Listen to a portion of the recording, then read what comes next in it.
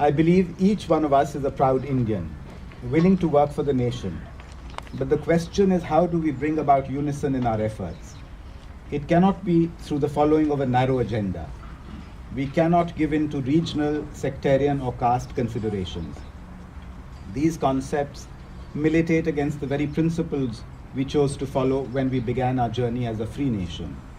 All Indians undoubtedly have many identities, but with an underlying common identity of being Indian. We may hail from one region, but belong to a different caste or religion, or speak a different language. But that cannot dilute our Indian identity. That identity, in essence, means a civilizational ethos of a shared experience of living together in harmony through generations in a milieu of great diversity, but in a spirit of tolerance and forbearance that flows from our basic belief of unity. Welfare and development schemes implemented in earnest can bring about tangible difference to the lives of the people. Development partners working with the utmost commitment and without the taint of corruption can be the agents of change. Improvement in the human development parameters is important to create a productive workforce and an enriched society. It is gross domestic product, along with the welfare of the people, that are the twin pillars of a progressive nation. Rural development can be a very effective vehicle for spreading the benefits of balanced growth. The global spike in the price of food grains last year and the resultant fears of shortages and hunger carries the message that the nation must, at all times, be focused on its agriculture sector and food sufficiency. Improvement of agriculture through better and scientific agricultural techniques would contribute to the food security of the country. We have a rich heritage of agricultural practices like land use, cropping patterns, and use of manure. We can also appropriately use this reservoir of traditional knowledge in our agricultural sector. Locating food processing industries close to our rural areas can, while avoiding tremendous losses in agricultural produce, be useful for generating employment options for our rural youth. By strengthening our agricultural economy, we can bring about the upgradation in the sector and also create internal economic demand through enhanced incomes of the farmers. Thus, our agriculture sector can act as a catalyst for stronger and sustainable growth. Many countries of the world have greatly benefited from their forests. Similarly, we must look at better management of our forests, which have a wide diversity of flora and fauna, including medicinal plants. They can be important in generating social, economic, and environmental benefits for the country. We have adopted legislation for recognizing habitation and occupation rights of forest dwellers. It is important to build their capacity for undertaking forest-based enterprises in a manner that, while they use forest resources, they preserve forest health and conserve its wildlife and biodiversity. My fellow citizens, on the social welfare agenda, I would like to highlight two groups that constitute a major part of our population: youth and women. India is a young nation from a demographic point of view. The youth represent the hope for the future and are an invaluable asset to the nation. Their hopes and aspirations for growth and prosperity are indeed the aspirations of the nation itself. Productive employment generation prospects can be created through skill development and vocational training. I call on our youth to take advantage of opportunities that are available to them. In addition to self-development, they must pledge to abjure violence and work for the welfare of humanity.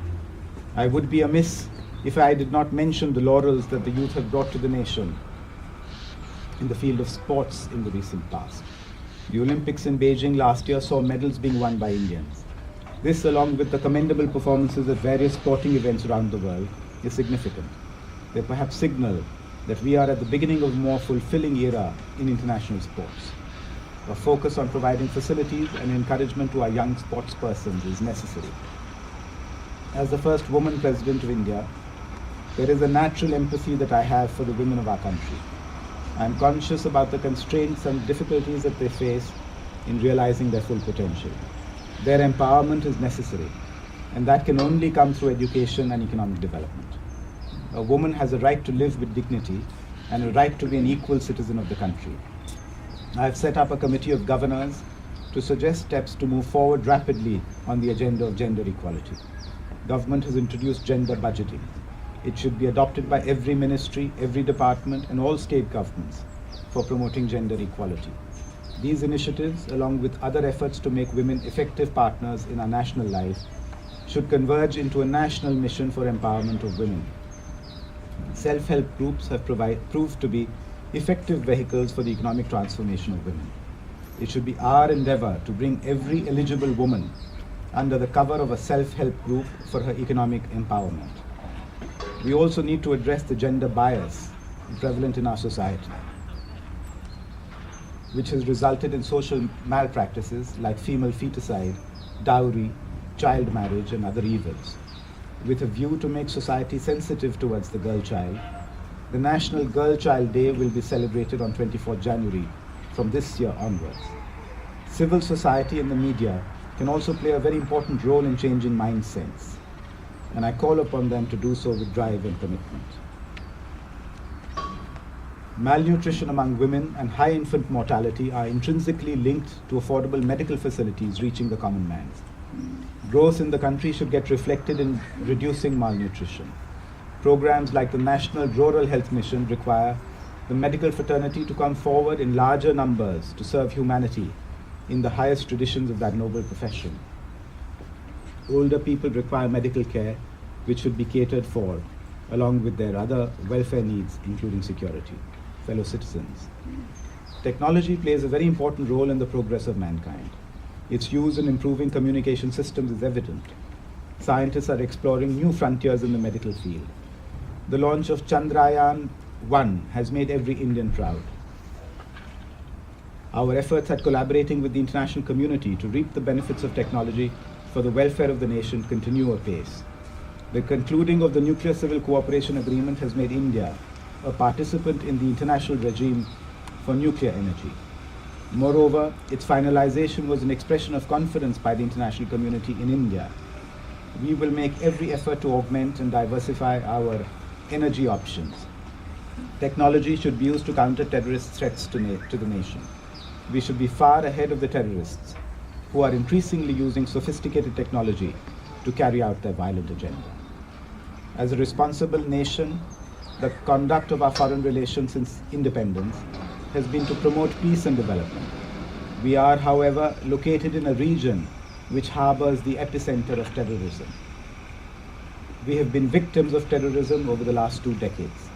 The international community must take decisive and united action against terrorism, which poses a grave threat to the stability of the world. No country can afford to take an ambivalent attitude in this fight. Arguments that terrorism is being perpetuated by independent actors are self-defeating and cannot be accepted. Countries must own up their responsibilities, as must the international community, in defeating terrorism. I conclude with an appeal to all citizens to bring forth their very best to serve the nation. India has the privilege of being a great civilization. Today, it is the world's largest democracy, and its people have the commitment to fulfill the promise of it being a great nation. I quote a line from a known Hindi poet to describe our wish for the nation. इतने ऊंचे उठो कि जितना उठा गगन है. As our tricolor flutters high in the sky tomorrow, let each one of us take a pledge to bring glory to India and take our country to its destination of becoming a great nation that stands for human values. Jai Hind. Jai Hind.